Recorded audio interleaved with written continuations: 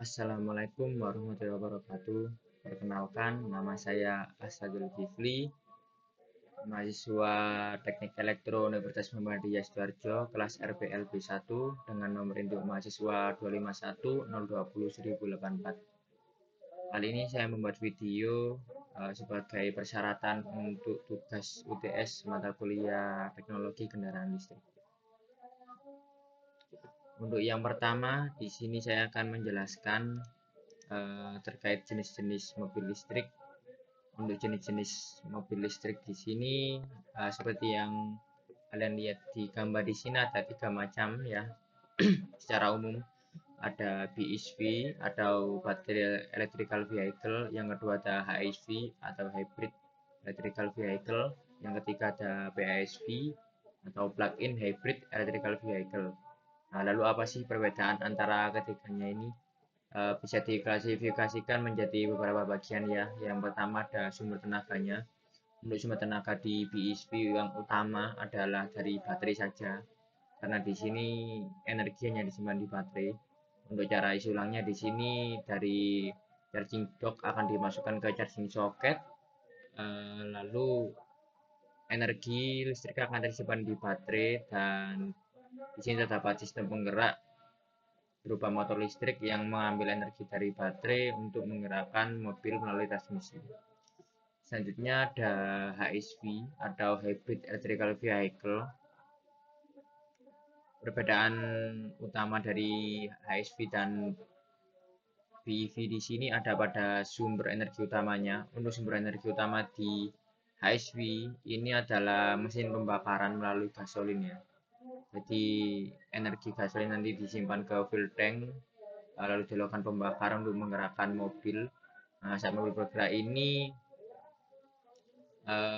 terdapat regeneratif charging ya, akibat dari menggerakkan motor listrik di sini, menggerakkan roda mobil sehingga menggerakkan onboard chargernya untuk mengisi baterai saat mobil berjalan. Gitu. Jadi untuk energinya nanti bisa digunakan saat mobil berakselerasi. Nah, untuk membantu mobil berakselerasi, dan selanjutnya dilakukan pembakaran untuk menggerakkan mobil secara keseluruhan. Begini. Selanjutnya di sini ada PHEV. Untuk sumber energinya bisa 2 macam yang utama, bisa dari gasolin atau energi listrik. Jadi sumber eksternalnya bisa dicas atau diisi.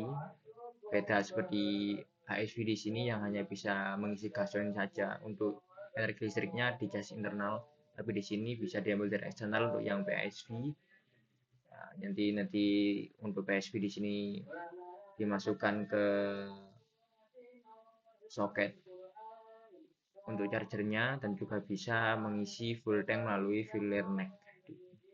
Jadi nanti filler neck melakukan pembakaran untuk mengenakan mobil, atau juga bisa dari energi listrik yang tersimpan pada baterai yang mengenakan motor listrik, dan sama-sama disambungkan ke transmisi gearbox untuk menjalankan roda mobil begitu.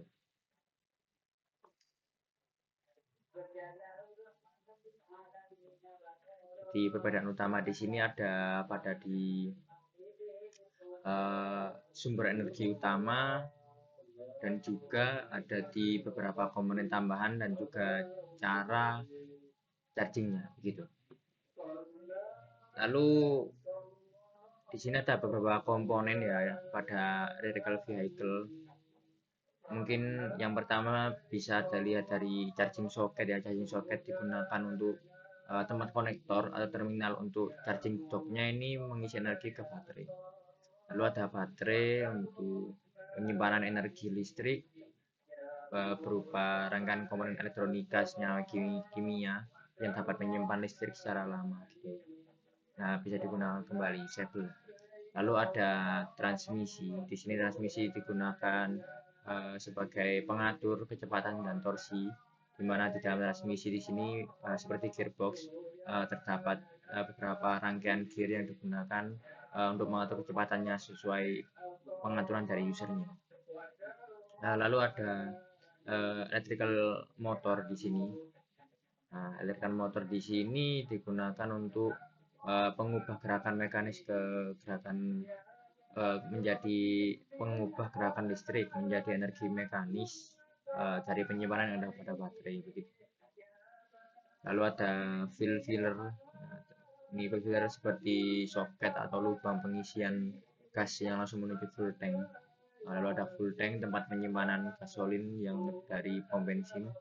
Lalu ada gasoline engine. Ini mesin pembakaran internal diambil dari full tank seperti kendaraan konvensional biasanya menggerakkan roda melalui transmisi. Lalu ada onboard charger. Pada HSV dan PHSV ada onboard charger yang digunakan untuk regenerative braking. Di PHV juga ada onboard charger untuk regenerative braking. Nah, jadi di sini untuk onboard chargernya digunakan untuk melakukan pengisian kembali selain dari pengisian eksternal, jadi ada pengisian internal dari deselerasi. Saat mobil deselerasi, maka energi onboard chargernya akan bangkit melalui putaran roda yang selanjutnya akan mengambil sisa-sisa energi dari deselerasi roda mobil sehingga baterai dapat dicas kembali meskipun memang tidak sebanyak pengecasan eksternal tapi dapat membantu baterai lebih awet ketika digunakan. Nah, baik, selanjutnya saya akan melakukan simulasi untuk motor listrik DC, rangkaian motor listrik DC ya, menggunakan Arduino dengan layar LCD 16x2 untuk menampilkan kondisi motor listriknya, kontrol motor listriknya. Selanjutnya di sini saya menggunakan driver L293D, di mana driver ini IC driver digunakan untuk mengontrol 2 buah motor DC dengan 2 buah input dan 1 buah pengaturan kecepatan PWM di sini yang tersambung ke pin 9. Untuk pin enable-nya yang ada pada IC drivernya. Di sini kita menggunakan 3 switch, di mana setiap switch di sini memiliki pengaturan yang berbeda-beda. Jadi ketika switch 0 ini digunakan untuk memutar motor secara pelan, switch 1 digunakan memutar pelan secara sedang, dan switch 2 untuk motor cepat. Nah, bisa kita simulasikan dengan menekan tombol start. Pada kondisi awal ini ketika semua switchnya ini masih mati ya, ini maka LCD akan menampilkan kondisi mati yang menandakan di sini motor listriknya sedang mati, tidak bekerja karena switchnya masih mati semua. Nah, lalu kita ketika menekan mengonkan switch 0,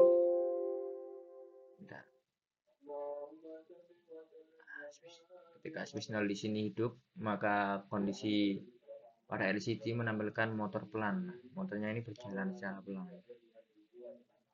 Dilihat dari inersia motornya dan juga di sini terindikasi pelan. Nah, motor akan berjalan terus sampai switchnya dimatikan. Begitu kita mengaktifkan switch kedua, switch SW1. Di sini motor berjalan secara sedang, inersianya lebih cepat dari tadi. LCD menampilkan keadaan motor sedang. Nah, begitu pula dengan SW2, motor semakin cepat. Motor di LCD juga menampilkan kondisi motornya cepat.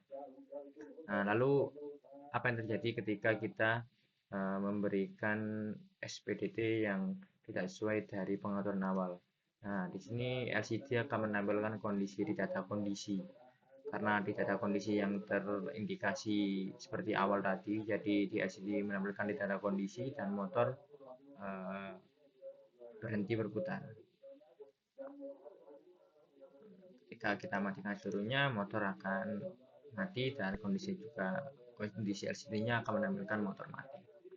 Begitu. Baik, mungkin sekian video penjelasan dari saya untuk tugas tes ini. Apabila ada kesalahan saya mohon maaf.